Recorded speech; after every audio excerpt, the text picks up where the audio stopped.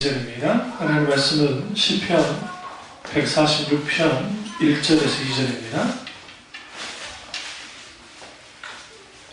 시편 146편 1절에서 2절입니다.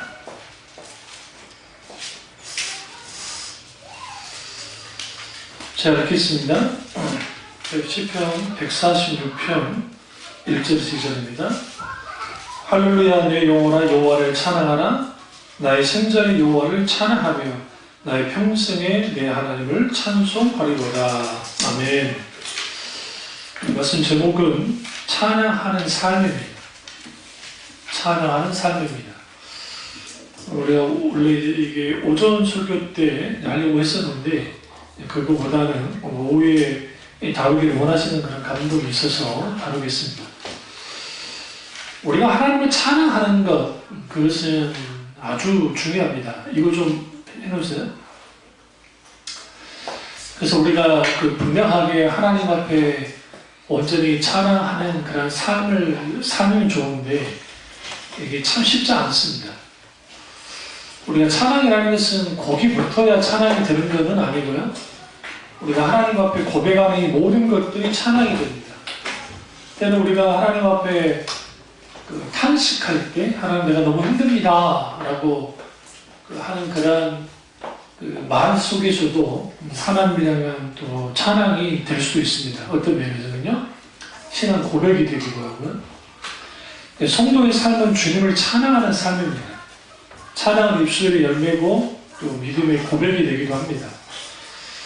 그래서 우리가 찬양을 통해서 하나님을 기쁘시게 할 수 있는데, 신자들의 메말라가는 가장 근본적 이유 중에 하나는 뭐냐면 하나님 앞에 찬양하는 삶이 없는 거예요. 클래식 음악을 아주 좋아하는 사람들은 클래식 음악 듣다 보면 아주 거기는 막 감정적으로 막 그러진 않기 때문에 아주 사람들을 편안하게 만듭니다.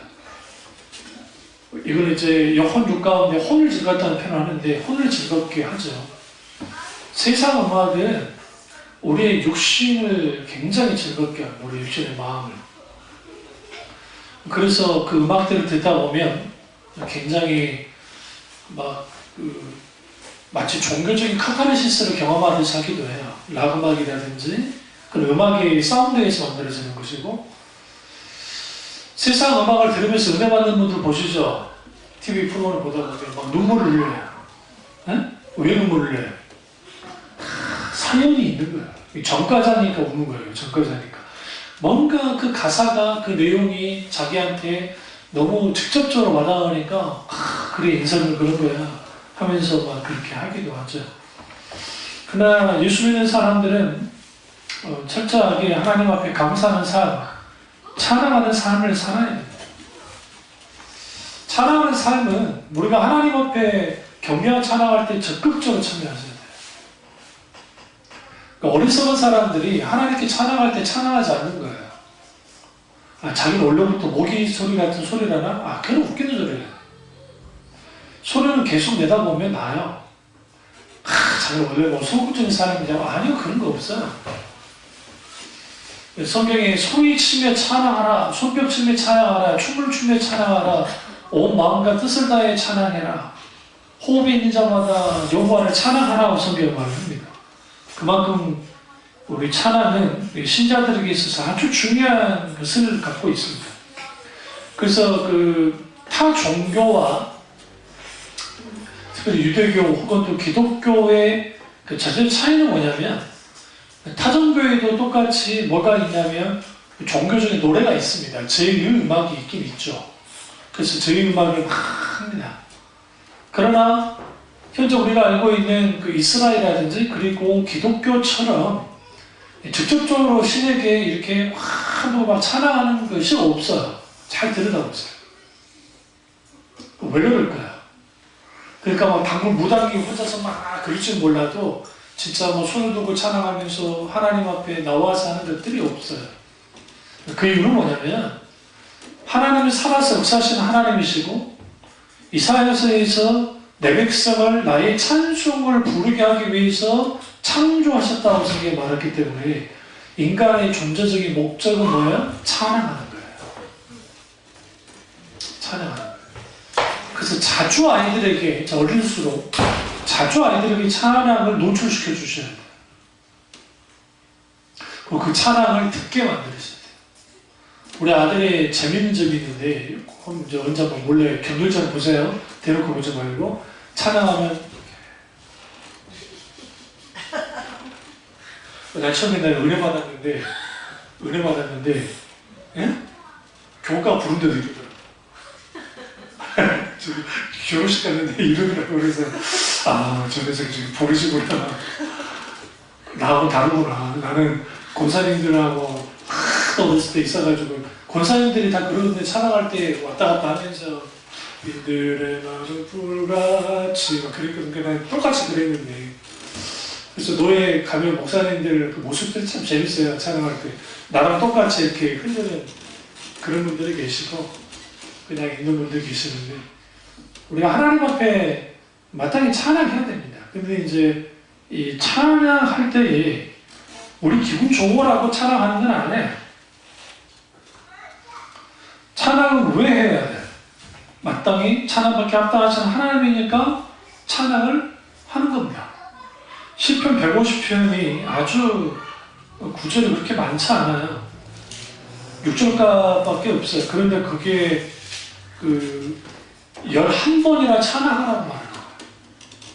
이 말은 무슨 말이냐면, 하나님 앞에 우리의 신앙의 마지막 성패와 고백이 뭐를 통해서 되지냐면 찬양이에요. 제가 기교를 부리지 않기 때문에 여러분들이 이제 제가 찬양 인도를 하거나 할 때에 그냥 그러다 오다 할 텐데, 제가 기교를 못 부려서 안 하는 게 아니에요.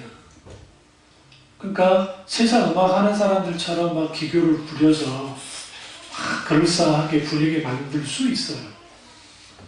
아주 쉬워요, 사람들은. 왜 그러냐면, 저희 형이랑 저나, 이런 말은 좀 그렇지만, 음악성을 좀 갖고 태어났기 때문에, 그게 저한테 어렵지 않아요. 그대 따님이 마이너 코드 오니까 노래를 못 부르잖아요. 왜 그런 줄 알아요? 그 마이너 코드가 어려워요. 누구한테? 아무개들한테는 어려워요. 아무개들한테. 그 코드 부르는 게. 그러면 단순율 음악, 그러니까 이렇게 마이너 코드가 사람들 아주 잔잔하게 아주 호소력이 있습니다. 그래서 주로 노래를 보면 마이너 코드가 강력한 힘을 발휘해요. 마이너 코드보다. 근데 그런 식으로 제가 찬양 인도를 하지 않는 것은 그런 애나부터 똑같았어요. 그리고 찬송가 인도할 때도 제가 이제 교회에서 치면서 할 때도 예전에 이기영이가 나한테 했던 말이 있어요. 조교사님, 왜 어떻게 음을 그렇게 정확하게 부르냐는 거예요. 그러니까 자기 반주하는 거하고. 나 그럴 수밖에 없다고 그랬죠. 그럴 수밖에 없지. 왜냐면 내가 찬양대를 얼마나 오래 썼는데, 학생 때부터 계속 찬양대를 썼기 때문에 당연히 부르면 당연한 거예요. 그러니까 우리나라 찬송가 중에 음이 트는 게 생각보다 많아요. 여러분은 다 똑같은 것 같은데 그러지 않아요. 완전히 좀 구전되듯이 이상하게 음을 잡고 그래버린다고. 그냥 그런 것들을 정확하게 찬양을 하죠. 한데 중요한 건 뭐냐면, 찬양에 있어서 가장 중요한 것은 내가 찬양하는 하나님이에요. 그리고 내가 지금 찬양할 때는 내가 지금 경험하고 느끼는 하나님을 찬양하는 거예요. 첫째, 이게 중요해요. 지금 내게 있어서 하나님이 어떤 분이냐가 중요한 거예요. 첫 번째. 두 번째, 내 처지와 환경과 내 느낌과 상태예요. 내가 즐거울 수 있고, 힘들고 어려울 수 있고, 놀릴 수 있어요. 우리 어머니가 젊은 시절에 어마어마한 고통을 가지면서도 한쪽에 숨을 내쉴 수 있었던 것은 뭐냐면, 두 가지예요. 하나님을 향한 끝없는 부르짖음이었어요. 부르짖을 기도했어요. 그리고 또 하나는 뭐냐면 찬양이야. 그러니까 녹두리 하려고 처음에는 찬양을 해. 녹두리 시험. 그러다가 거기에 가사에 붙잡히고 성령의 길목 가운데 붙잡히면 거기로부터 찬양을 하는 거예요.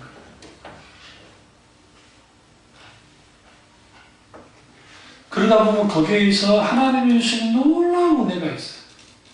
어느 날인가 거기에서 뭐가 있게 되냐면 이길 수 있는 힘이 생겨요. 감당할 만한 힘이 생기는 거예요.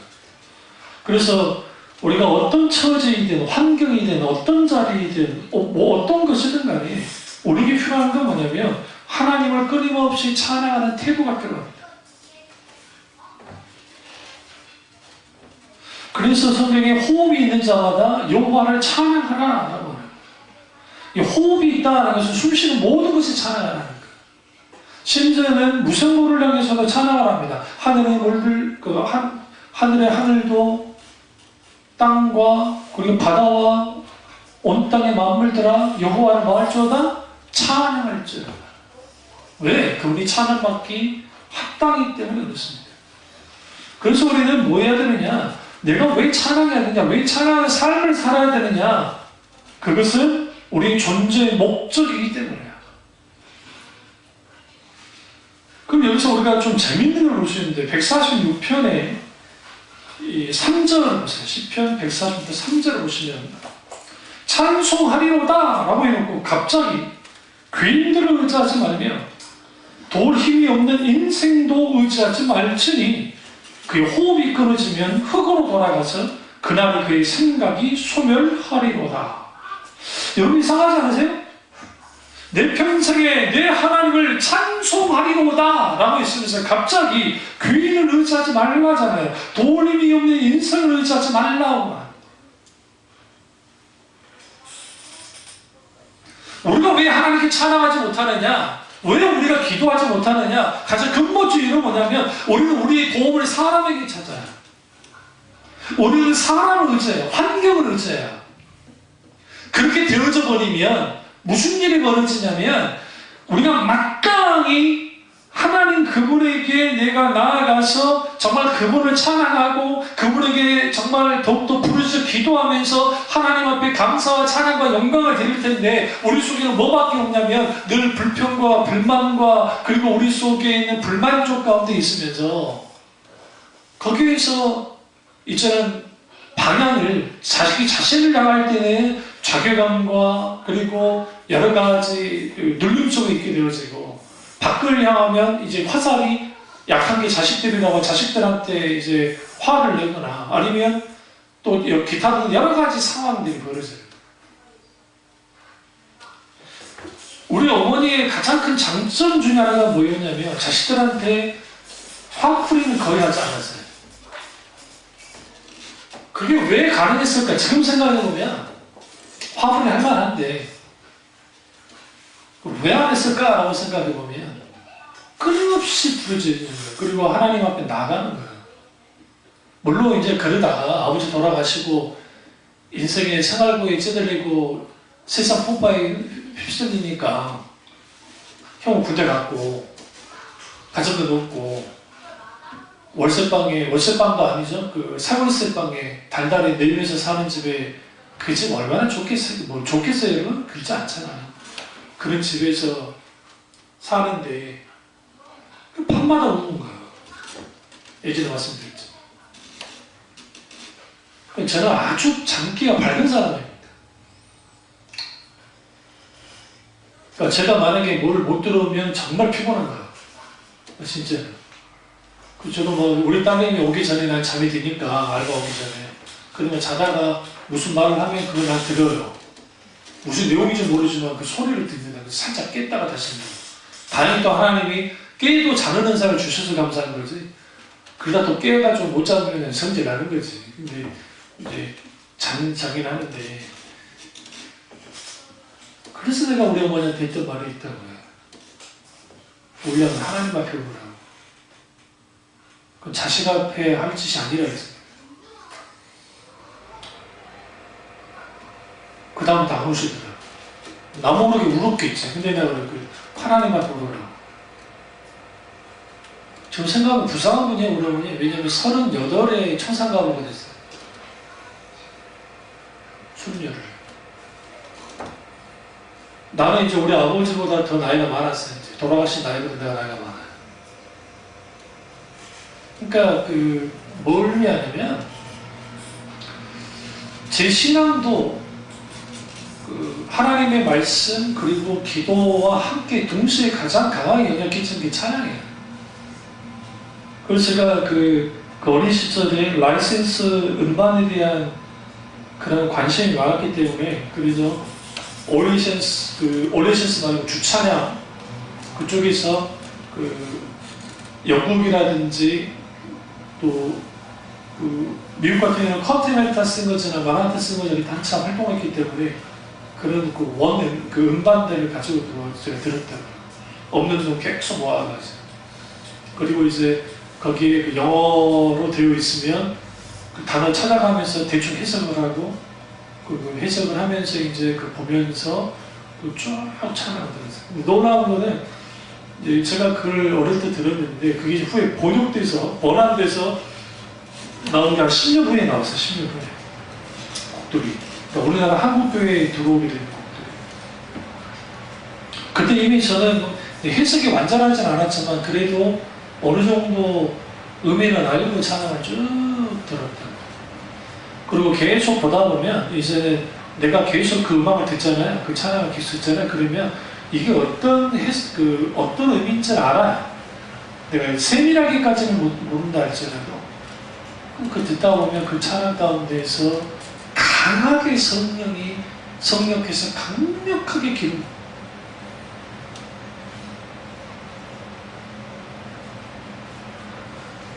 일상의 삶 속에서 그래서 우리는 찬양에 많이 노출되어 있어요. 요즘 세상 아주 좋은 게 예를 들어 저희 못이 예를 들어 3편이다 계속 듣잖아요. 처음에는 이게 자동으로 돌아가지 않는데 계속 그 찬양을 듣잖아요. 그러면 알아서 유튜브가 계속 돌아가게 만들어줘요. 내가 힘들게 안 해도 자기가 알아서 돌아가요. 돌아가다가 다시 또 한번 계속 하겠습니까? 라고 딱 나와요. 그거 한번 또 이해해주면 계속 그 찬양이 나와요. 얼마나 좋은 세상입니까? 그러니까 어노인팅 찬양하는 분들 그 찬양을 계속 들으면 알아서 어노인팅 찬양들이 계속 유튜브에 나와서 거기서 찬양이 계속 할 수 있도록 히브리어 찬양을 만약에 하기 쉽다? 이걸 좀 조심히 들으긴 해야 되지만 그럼에도 불구하고 메시아의 줄들이 하고 있는 찬양들 그 히브리 찬양을 쭉 듣다 보면 또 계속 히브리 찬양들이 나와요. 그럼 그 찬양에 노출되는 거예요. 그렇게 되어지면 일종의 찬양에 대한 이해도도 넓어지고 또 어떤 찬양을 하더라도 그 찬양 속에서 가사 하나하나에 내 마음을 싣고 그리고 하나님 앞에 찬양하라는 태도를 갖게 되어 있어요. 소위 찬양 사역자라고 하는 친구들 중에 겉멋만 들어가지고 하는 애들이 있어요. 저는 늘 주장하는 게 찬양사라고 하는 애들, 그 친구들은 반드시 신학을 공부해야 돼요. 왜 그러냐면 신학적인 배경 없이 찬양, 악기는 잘 다루고 노래는 잘하는데 거기에 뭐가 담겨있지 않냐면 찬양이라고 하는 그러니까 그 신학의 배경이 없기 때문에 세상 애들과 똑같이 하는 거예요.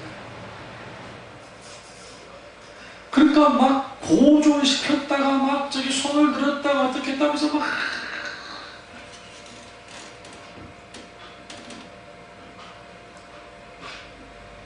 우리가 찬양 가운데 두 손 들고 찬양합니다. 다시 오실 왕 여호와께 우리 주만이 날 다스려요. 나 주님만을 섬기리. 따라하지 말고 헛된 마음 버리고. 왜요? 내가 깨꼬리 같잖아. 농담입니다. 그 따라하는 거 그거 같이 따라 하잖아요. 우리 콘도네 부르듯이. 그건 나쁘지 않아요. 부를 때. 근데 이제 우리가 그 찬양에 대한 이해가 필요해요.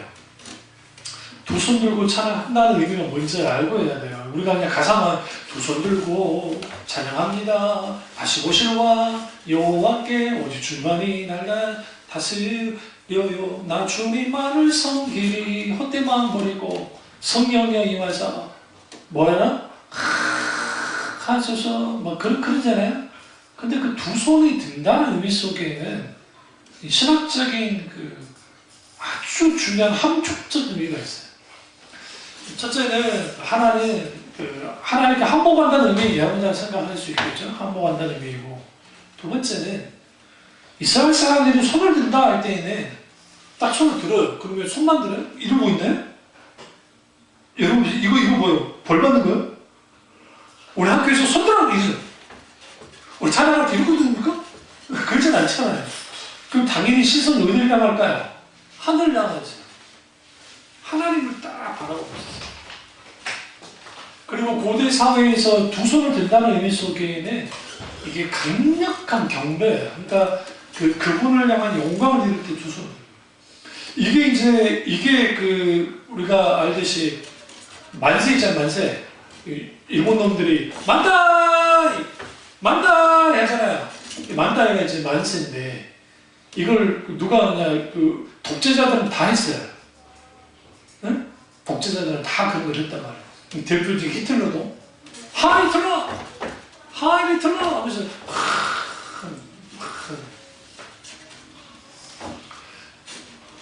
최고의 경의를 표현할 때 하는 행동이 만세예요, 사실. 그러니까 하나님 앞에 내가 두 손을 들어서 최고의 경의를 표해드립니다. 내가 두 손을 들 수밖에 없다는 거죠.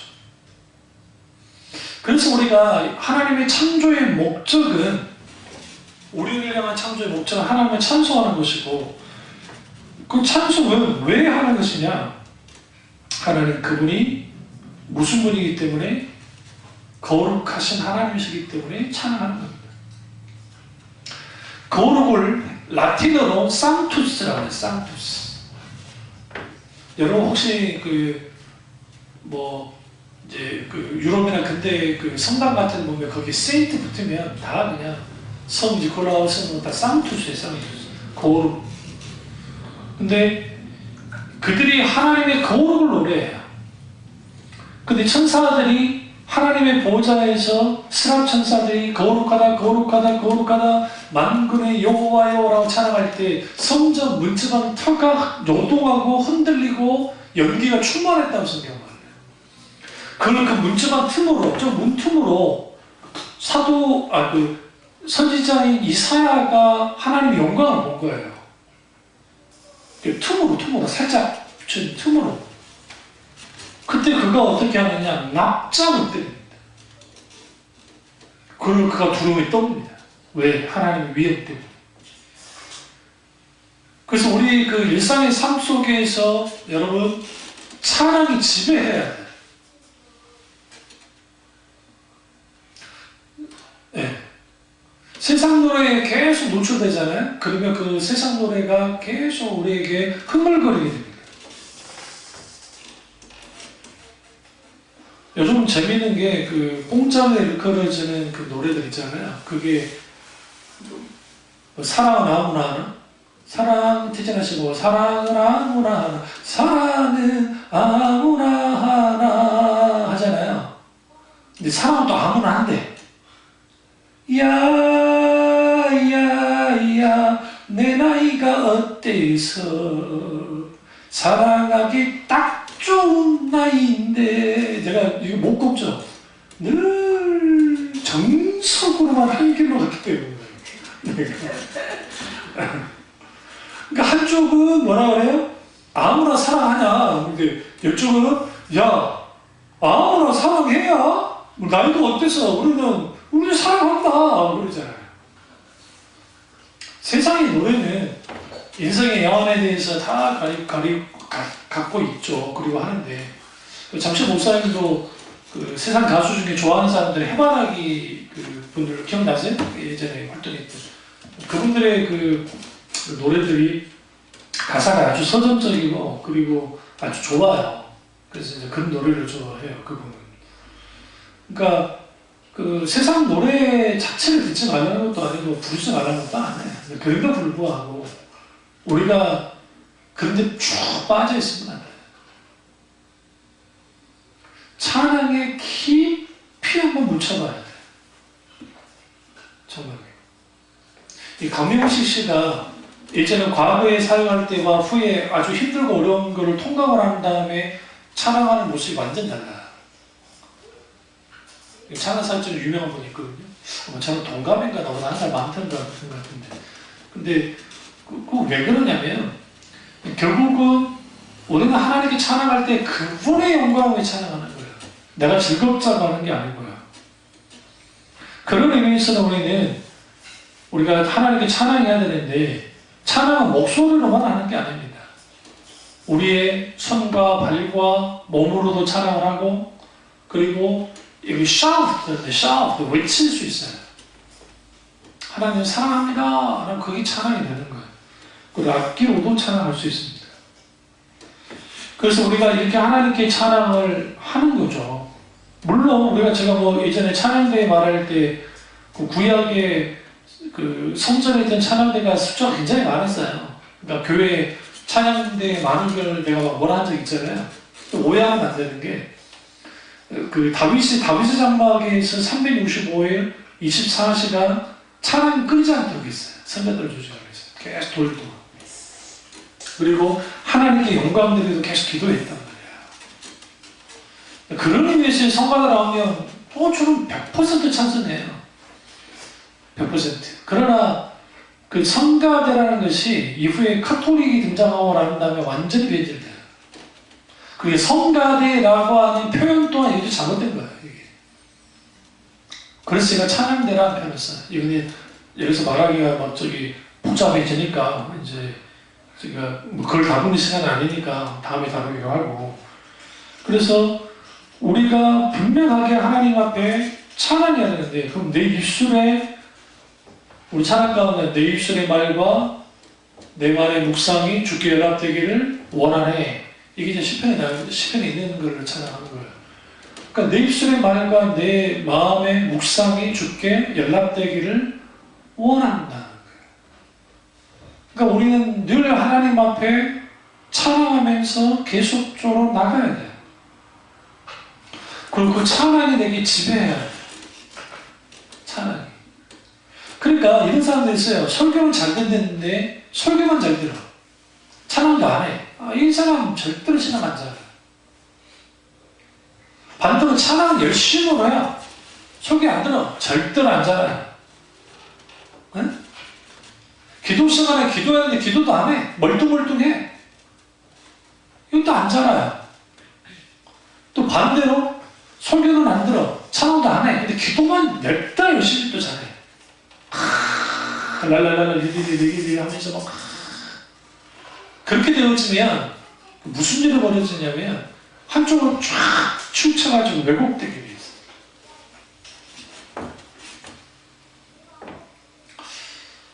그러면 우리가 하나님 앞에 찬양할 때에 가장 우리가 중요한 게 뭐냐면 첫째로 하나님 자신에게 초점을 둬야 돼요. 하나님 자신에게 초점을 둔다는 것은 하나님의 인격과 성품을 묵상해야 돼요. 재밌는 게 뭐냐면 사람들이 자기마다 갖고 있는 사상과 관점에 따라서 성경을 들여다봐버려요.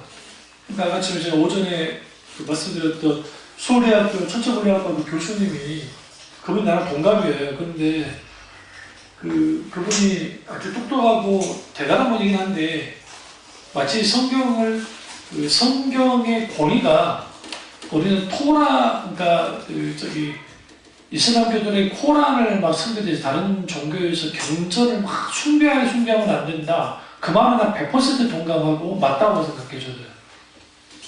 그럼에도 불구하고 성경은 영감이 있는 하나님의 말씀이기 때문에 거기에 성령의 조명이 비춰지면 말씀의 권위는 우리의 사상과 우리의 세계관과 이 모든 것이 다 뭐예요? 그 밑에 있어야 돼요. 밑에. 근데 왜 이분이 그러면 뭘 이해하지 못해서 그러냐면 성경에서 말하는 하나님, 그 계시하신 하나님을 이해하지 못하는 거예요. 하나님이 인간에게 계시하실 때 인간의 언어로 계시하게 있어요. 그래서 여러분 아셔야 돼요. 절대로 인간이 하나님의 계시를 받았어도 그 하나님의 본뜻을 100% 담지는 못해요. 그러나 하나님이 계시하셨어요. 그러니까 그 계시는 오류가 없어요. 분명하게. 그것에 대해 기록한 사람들이 있죠. 그 불완전한 언어를 기록했어요. 여러분 헬라어, 히브리어, 라틴어 이거는 고대 언어일수록 언어가 아주 단순해요. 단순하다고요. 복잡하잖아요. 현대로 갈수록 복잡해지는 거죠. 그러니까 그 언어를 기록했어요. 그러니까 불완전하긴 하지만 성령이 조명 가운데 있기 때문에 충분히 인간에게 하나님의 뜻을 전달할 만큼의 가치와 권위를 가져요. 그러니까 성경을 내가 내 마음대로 이렇게 풀을 해석하기 나름이다라는 식으로 성경을 봐버리면 이 성경은 아주 난도질이 되는 거예요. 찬양도 마찬가지예요. 찬양도. 대부분의 찬양들이 그 하나님과의 관계, 그러니까 나와 하나님과의 관계 속에 있는 직접 화법을 통한 하나님과 관계에서의 찬양이 되는데 그게 안 되는 거예요. 그러니까 참 화들짝 놀라는 게 찬송가도 많이 의역이 되어 있고 그리고 우리가 부르는 소위 말하는 번안한 곡들, 그러니까 번역곡들, 그 번역곡들을 보면 충분히 담지 못해요. 그 이유가 여러분 저는 일본어를 할 줄은 모르지만 일본어를 우리나라 찬양으로 번역하면 번역이 무리가 없어요. 그럴 수밖에 없는 게 어순이 똑같기 때문에 어순이 똑같아서 거의 담을 수 있어요. 그러니까 우리 찬양이 우리나라 찬양이 그렇게 될 수 있어요. 그리고 제가 몽골 선교사님들이 우리나라 찬양을 가지고 가서 그걸 몽골어로 이제 번역을 해서 찬양한 걸 들었거든요. 근데 여러분 놀랍게도 그 몽골어로 우리 찬양을, 그러니까 우리 언어로 한국어로 되어 있는 그 찬양을 충분히 담아요. 그 이유는 일단 같은 우랄 알타이계의 언어고 또 하나는 어순이 똑같아요. 몽골어도 우리랑. 그러니까 우리가 부르는 우리가 한글로 입장에서 우리 찬양은 직접 화법이잖아요. 원래 간접 화법으로만 하는 것도 있지만 그걸 충분히 담을 수 있다는 거예요. 그럼 왜 그렇게 하느냐? 하나님 앞에 직접적으로 내가 뭐 하는 거야? 온전히 영광을 드리는 거예요. 근데 그게 가능하려면 하나님의 인격과 성품을 알아야 돼.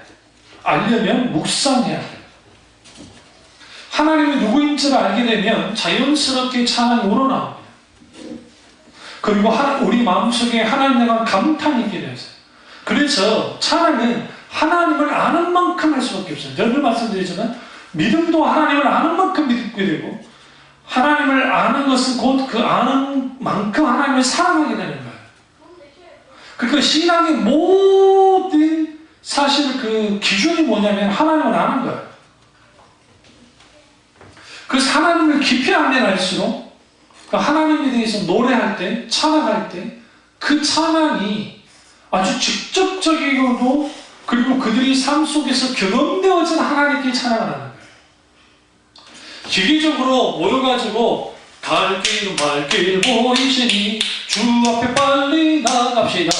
우리를 오라 하시는 주 영원히며 살리니 죄악 벗은 우리 영혼을 기뻐 뛰며 주를 보겠네. 하늘에 계신 주 예수를 영원히 섬기리 하면서 막 나옵시다. 응?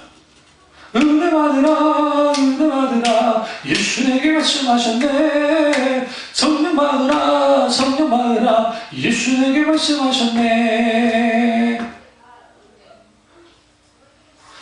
메들리로 그렇게 할 수는 있어요. 그게 불가능하다는 것도 아니에요.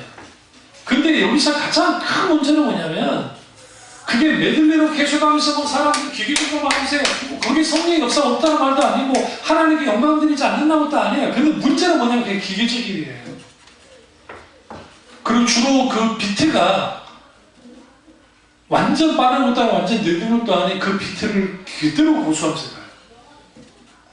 그런 식으로 여러분이 한 20분, 30분 정도 찬양을 해보세요. 세상 노래를 부르도 마음이 열려요. 그러니까 주로 사람들의 마음을 여는 데 가는 거예요. 그럴 수 없어요. 그러면 안 돼요. 왜 그러냐면 찬양은 곡조 있는 기도기 때문에 그렇습니다. 그래서 찬양은 영혼 깊은 곳에서 흘러나오는, 울려나오는 하나님을 향한 신앙 고백이 돼야 돼요.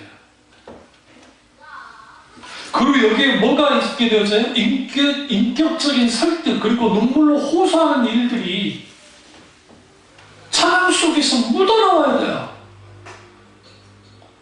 나 외롭지 않네, 나 두렵지 않네, 주님 맘에 늘 계시네. 험한 골짜기라도, 그런 게 있어요.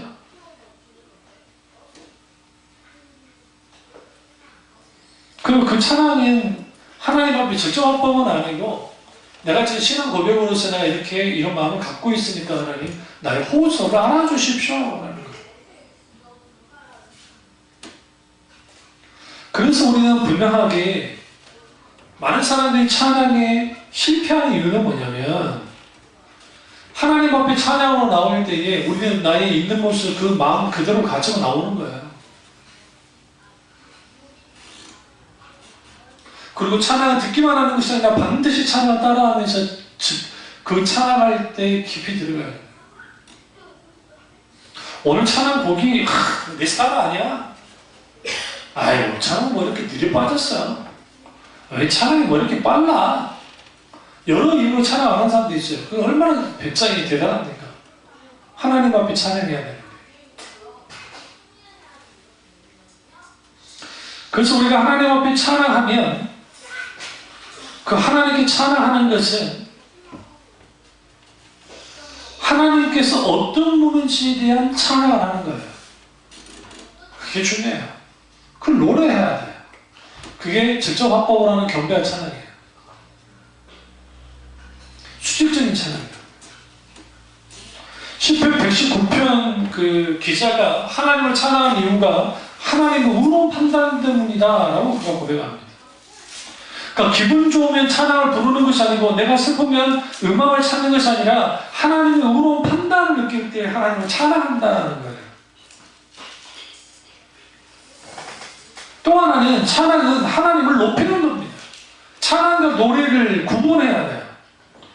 찬양은 나의 찬양을, 나의 혹은 행동 노래잖아요. 나의 노래를 들으신 하나님이 계시고, 노래는 내가 좋아서 흥얼거리는 거예요. 그러니까 기본적으로 노래는 자기를 향한, 자기 자신을 향해요. 여러분 이거 말하죠. 새를 향해서 singing이라는 표현을 쓰잖아요. 안 그래요? 영어로 bird singing 하잖아요. 그러니까 새가 노래한다라는 표현을 쓰잖아요. 진짜 새가 노래합니까? 우리 한국말로 아주 중요한 그 단어가 있어요. 그게 뭐예요? 새가 지저귀다 그러잖아요. 지저귀다. 뽀꾸, 뽀꾸, 뽀꾸. 새들 중에 여러 새들, 또 우리 잘 아는, 우리 흔히 볼 수 있는, 우리 베르기는 구 그러잖아요. 구구구구. 응? 참새는 짝짝거리고. 그걸 우리는 지저귀다는 표현을 써요. 사실은 그게 그들에게 있어서는 노래는 아니잖아요. 자기들만의 그 소리인 거지. 그러니까 세상 노래와, 근데 오늘날의 그 하나님께 찬양하는 것을 세상 노래 부르듯이 하는 사람들이 생각보다 많아요. 가사만 하나님 소리 들어가는 거, 가사만 그래서 하는 것이고 그럴 뿐이지 사실 그냥 노래만 부르는 거예요. 그러니까 자기 마음에 심금을 울리는 그런 노래 가사나 곡을 만나면 거기에 막 감탄하고 막 그래요. 그런데 사실 우리 교회도 여기 보시면 뉴에버 워십송 북에서 이제 성국교회에서 나온 찬양집이잖아요. 여기 있는 그 찬양들을 쭉 보시면 이게 다 그 대부분이 거의 대부분이 직접 합법으로 하나님과 수직적으로 들은 것밖에 없어요. 그러니까 이 찬양 계속 부르다 보면 몸이 öl져져요. 뭐가 없으면 성령의 조명과 하나님 마음이 부어지지 않아요.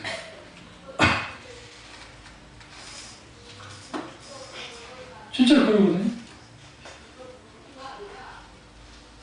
그러니까 우리가 이렇게 하나님 앞에 찬양할 때에 왜 그러면 이 찬양이 이렇게 형식화되고 그리고 말 그대로 이 찬양이 그냥 그저 그런 게 되어버렸냐면 우리가 하나님 앞에 찬양할 때에 그 최고로 가장 배워야 될 것이 있어요. 그게 뭐냐면 찬양은 하나님께 드리는 최고의 형태의 예배 중에 하나예요. 그러니까 찬양은 예배 순서 속에 있는 하나의 깍두기가 아니고 예배의 중심 가운데 있는 거예요. 그래서 월십이라고 하는 이 단어는 예배라는 의미도 있지만 또 경배한다, 찬양한다는 의미도 있어요. 분명하게 하나님 앞에. 그래서 하나님 앞에 온전하게 찬양해야 되고 또 하나는 그 찬양과 경배가 반드시 우리 가운데 있어야 되는 것은 하나님께 드리는 고귀하고 아름다운 최고의 형태의 예배가 찬양이기 때문에 그래서 우리는 늘 새 노래로 찬양해야 돼요. 근데 여기서 새 노래로 찬양한다 할 때는 오해하지 말아야 될 게 우리가 늘 새로운 곡을 쓸 수 없잖아요. 그러니까 성령의 그 조명 속, 비추심 속에서 찬양이 재해석되어져요. 그러려면 일주일 동안의 삶이, 우리의 삶이 집에서 여러분이 보내실 때에 늘 찬양이 노출되잖아요. 그러다 보면 어느 시점에 놓쳤던 것들을 성령께서 깊이 깨달게 하고 보게 하실 때 있어요. 그러면 그걸 가지고 하나님께 찬양 나오면 찬양이 달라져요. 성령이 역사하잖아요. 그리고 우리가 하나님 앞에 이 찬양할 때 이제 우리가 찬양이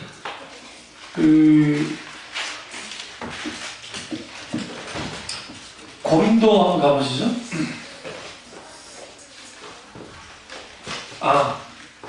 차라리 이렇게 에베소서 4장 가보세요. 그 찬양은 찬양에 대한 말씀은 주로 5장입니다. 그 에베소서 신약에서의 찬양 강조 에베소서에 되는데 거기에 19절 보시면 시와 찬송과 무슨 노래로? 신령한 노래들로 서로 화답하며 너희 마음으로 주께 노래하며 찬송하며 범사에 항상 주 예수 그리스도 이름으로 항상 아버지 하나님께 감사하며 그리스도를 경외함으로 피차 마라 복종하라 했어요. 그래서 시 하면 뭐가 떠오르세요? 시편, 찬송, 신령한 노래. 이 신령한 것은 영적인 노래를 뜻해요. 영적인 노래. 그리고 서로 화답한다. 그래서 사실 그 원류적으로 초대교회의 찬양은 그 연찬, 그 교창이에요. 연찬이에요. 교창이라고 하는 뭐냐면 내가 주님은 위대하십니다. 주님은 위대하십니다. 라고 한다 합시다. 단소리적으로. 그러면 여러분이 그렇습니다. 주님은 위대하시죠. 하면서 말하면 왔다 갔다 하는 게 그게 교창이에요. 원래 그게 그 원류적으로 원래 찬양의 그 원래 형태야, 형태. 그 서로 화답한다 했잖아요. 서로 교제하면서 서로 높이는 거예요, 하나님이요. 근데 여기서 중요한 게 그걸 끝나는 게 아니고 너희 마음으로 주께 노래하는 거예요. 뭐로 한다고요? 마음으로 하는 거예요. 그러니까 내 마음을 담아서 하지 않는 모든 찬양이 아니에요. 그리고 찬송하며 내 마음으로 주께 찬송하며 누구에게 하는 거다? 주님께 하는 거다. 그래서 찬양은 철저하게 주님께 하는 거예요. 주님께 노래하고 주님께 찬송하는 거예요. 그 위에서 뭐가 연결되어 있어요? 범사에 하나님께 감사하고 연결되어 있어요. 그래서 찬양하는 삶을 사는 사람들은 영적으로 메말라질 수가 없어요. 왜 그러냐면 계속적으로 그 찬양이 노출되고 있기 때문에. 그리고 동시적으로 영혼의 양식은 하나님 말씀의 양식을 먹고 그리고 기도 생활을 한단 말이에요. 근데 얘는 아주 기본이에요. 그러면 겨우 이제 내가 영적으로 살아갈 수 있어요. 겨우. 근데 하나도 안 해. 그러니까 얼마나 배짱이 대단합니까? 원래. 로렌스 형제가 프랑스 파리에서 얼마 떨어지지 않는 수도원에서 주방을 이제 했던 수사예요. 근데 그분이 이제 늘 주방에서 일을 하니까 산더미처럼 있는 접시들 또 여러 가지 음식 만드는 조리 도구들 많았잖아요. 그러니까 이런 일들을 막 해야 되고 또 바닥 청소도 해야 되고 막 해요. 그러니까 얼마나 힘들어요. 교회에 3D 업종 있는 거 아시죠? 네? 첫째, 주차 관리, 주차. 우리에는 건물이 없으니까 주차는 그렇다 치고. 두 번째, 주방. 네? 여러분, 설거지가 아니에요. 설거지는 기본이고, 그게 아니라 음식 만드는 거, 중식 준비하는 거, 그게 3D. 그러니까 우리나라에 교세가 크지 않는 교회들, 교세가 약한 교회들의 사모님들이 다 그냥 주방에 붙어있다고 생각하면 과언이 아니에요. 그게 아주 힘들어요, 그게. 그리고 교회들마다 분란이 나는 것이 그 주방에서 분란이 나요. 서로 안 하겠다고 해가지고. 그리고 또 하나의 3D가 뭐냐면 교사야, 교사. 내 새끼도 내 말을 안 듣는데 남 새끼들은 내 말을 듣겠냐고요. 뭔 말인지 아시죠? 그래서 3D가 거기 있어요. 근데 여러분, 수도회에서, 수도원에서의 주방 일이라는 것은 이거는 노동의 강도가 여러분, 일반 기본을 뛰어넘습니다. 왜 그러냐면, 기본적으로 노동을 해야 돼요, 수도원에서는. 그런데 주방 일은 끝이 없어요. 여기 주부들 아시겠지만, 일하면 또 먹을 식사 시간 오고 하잖아요. 그러니까 끝이 없는 거예요. 그러니까 수사들도 아주 이제 신입 수사들만 들어가서 막 설거지하고 막 음식 만드는 일을 하지 안 해요. 그런데 로렌스 형제가 죽을 때까지 주방에 있었다고 잊지 말라고 해도 섬겼어요. 그럼 그가 뭐 했느냐? 끊임없이 이런 상황에서 하나님께 찬양하면서 주방에 있는 물을 닦거나 설거지를 하면서 찬양을 하는 거예요. 그의 삶이 하나님을 향한 찬양의 통로가 됩니다. 그러니까 하나님이 주목하시는 거예요. 무슨 일이 벌어졌느냐? 자꾸만 사람들이 주방으로 몰려오는 거예요. 그러니까 수도사들 말고 사람들이 왜 몰려오느냐? 기도받으려고. 하나님의 놀라우신 기름 부음의 역사가 그들과 느끼세요. 그럼 어떻게 그런 거 있었느냐? 물건을 대주는 사람도 있을 거잖아요.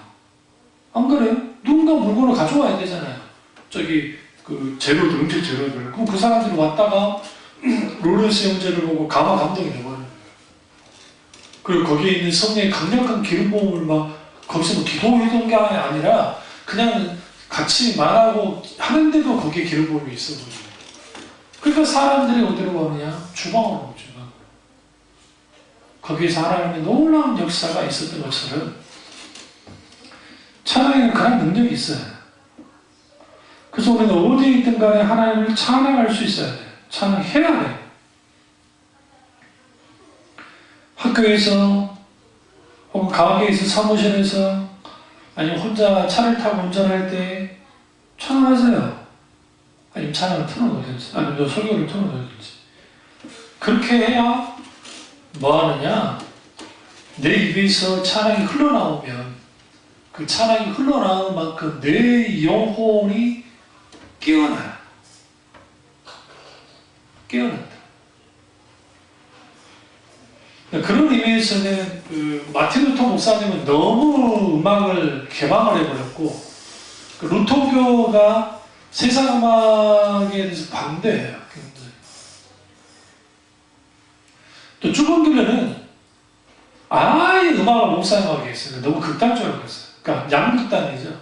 깔근생만 딱 중간에 있어서 중간에 있어서 너무 극단으로 가지 않는다고 그렇게 보셨는데, 마찬가지로 우리가 하나님 앞에 찬양할 때에는 우리 삶 속에서 찬양들이 면면이 있어야 돼요. 그것 때문에 여러분들한테 막 여러 가지 해줬잖아요. 찬양 관련된 것들. 요즘 스마트폰이 있어서 그냥 유튜브 탁 들어가면 와이파이 존에서 쭉 찬양을 듣다 보면 그거 정말 귀해요. 정말로. 아쉬운 것은 뭐냐면 미국 기독교가 죽어버렸기 때문에 미국에는 특별하게 지금 우리가 그나마 어로인팅이라든지 그다음에 예수전도단이라든지 그런 분들이 아주 버티고 있지만 미국 거의 다 무너져 버렸어요. 그래서 호산나 뮤직이 무너진 지 옛날이고 대부분 호산나 뮤직에서 대부분의 라이센스 찬양들이 다 들어왔는데 이제는 더 이상 없어요. 그러다 보니까 정체가 와요. 찬양의 정체. 그럼에도 불구하고 기라성 같은 어마어마한 또 찬양들이 많아요. 그래서 우리는 항상 하나님 앞에 찬양하는 노출돼요. 그럼 왜 우리가 찬양하는 삶을 살지 못하느냐? 근본적으로 바쁘다는 핑계 때문에.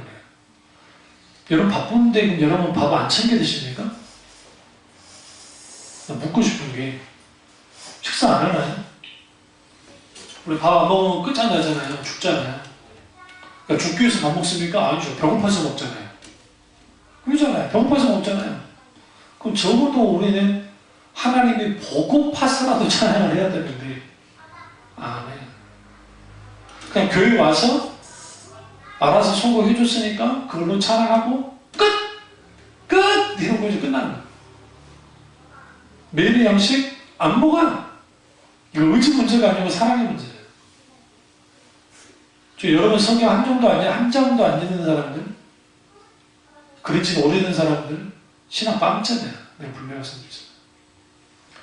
교회 와서 소개 좀 듣는다고 웃기는 소리 하지 말아요. 하루에 성경 한 장도 안 읽는 사람들이 어떻게 크리스찬이 할 수 있어요? 근데 크리스찬이야. 왠지 아세요? 그렇다 쳐주니까. 그러니까 그들의 영적인 상태라는 것이 오늘날 상상을 추구해요. 상상을. 우리가 매일매일 성경을 못 읽을 수도 있어요. 그리고 우리는 읽기를 몸부림쳐야 돼요. 그리고 읽어야만 해야, 그래야 영혼이 살아요. 부끄럽게도 목사님들이, 이런 교인들만의 문제가 아니라 목사도 문제기도 하는데, 그리고 신학생들이나 전도사들이 성경을 하루에 2장도 못 읽어요. 안 읽어요. 매일 안 읽어요. 언제 읽냐? 설교 좀 해야 돼. 안 그런 것도 많겠지만 생각보다 많아요. 그러니까 목회자 개인의 영적인 어떤 공급망을 위해서라도 매일매일 읽는 말씀 읽는 게 필요한데, 목회자도 안 하는 판에 소위 말하는 양들은 말할 것도 없단 말이에요. 이 시대가 이 정도까지 빵점이에요. 이게 지금 이 말 제 말이 아니고 김남영 목사님도 그러지만 진짜 미달이에요. 미달. 오늘날 교인들의 수준이라는 게. 그러니까 과거에는 성경 막 읽기 대회, 성경 퀴즈 대회 뭐라도 있어가지고 막 달달달 해서 목사님들 강좌라도 성경 읽게 받았대요. 응? 근데 오늘날에 이제 그런 것들 먹히지도 않아요. 그러니까 더 이상 뭐가 필요가 없냐면 성경이 필요가 없어지는 거예요. 말씀이 필요가 없어지니까 그 하나님의 말씀이 우리에게 영향을 끼치지 못해요. 그러니까 우리 안에 지금 뭔가 계속 차곡차곡 공급되는 게 필요하잖아요. 공급돼야 되는데 이 공급이 안 되는 거예요. 그러니까 얼마나 대단하냐면 목사님 설교로, 그나마 우리는 설교라도 좀 길게라도 하지. 응? 근데 한 25분짜리 30분짜리 설교 듣고 그걸로 살아가겠대. 그것도 일주일, 하루도 아니고. 얼마나 배짱들이 되잖아요. 그렇게 신앙생활에 나가요. 그러다 보면 뭐가 병들냐면 듣는 귀가 닫혀요. 설교가 안 들려요. 일단 설교 안 들리는 사람들의 특징들은, 첫째는 아주 부산스러운 사람들 설교를 못 듣고, 두 번째는 염려와 근심과 걱정이 많은 사람들이에요. 성경에 계속 말하잖아요. 죄의 유혹과 염려가 뭘 막아버린다. 듣는 길을 다 막아버려요. 그래서 성경에 강조하는 거예요. 귀 있는 자는 성령이 하시는 말씀을 뭐 할 자다? 들을지어다. 그게 안 들어져요.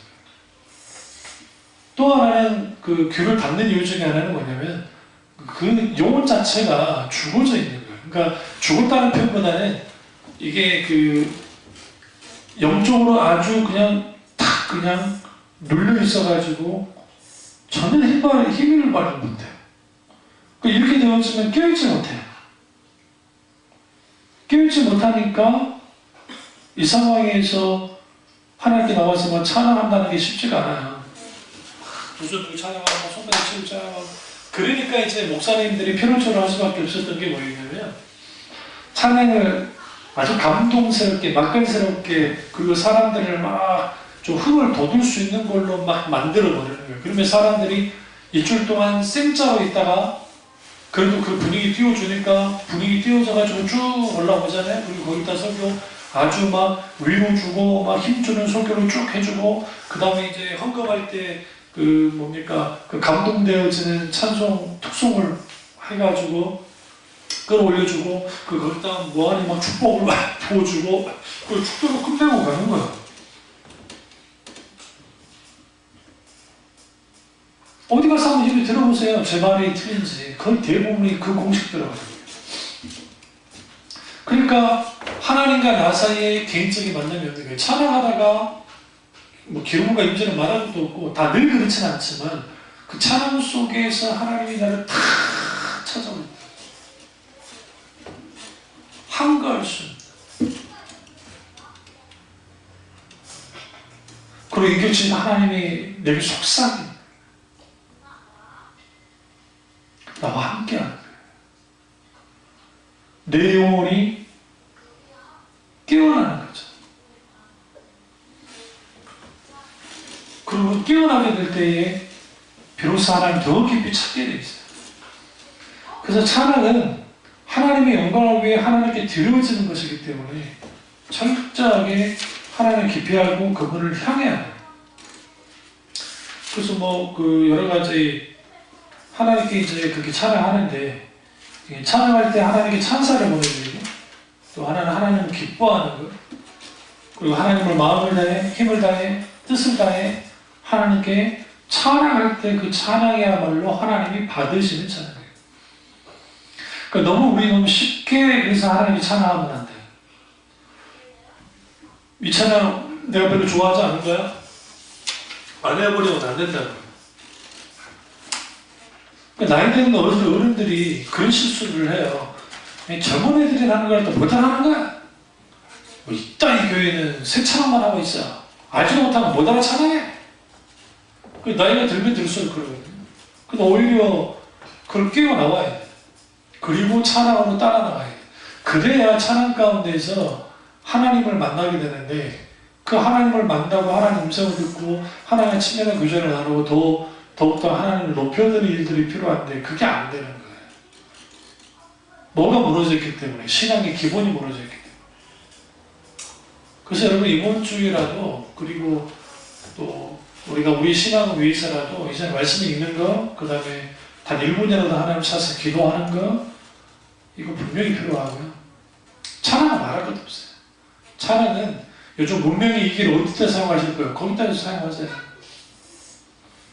그리고 우리는 충분히 말씀에 노출되고 그 삶을 그렇게 살아가기 시작하면 거기로부터 하나님 주시는 놀라운 은혜가 있습니다. 그 영혼이 막 일어나고 내 영혼이 막 솟는 것들이 있어요. 이 사실을 알고 찬양한 삶을 살기를 주님의 이름으로 축원합니다. 기도하겠습니다. 기도하실 때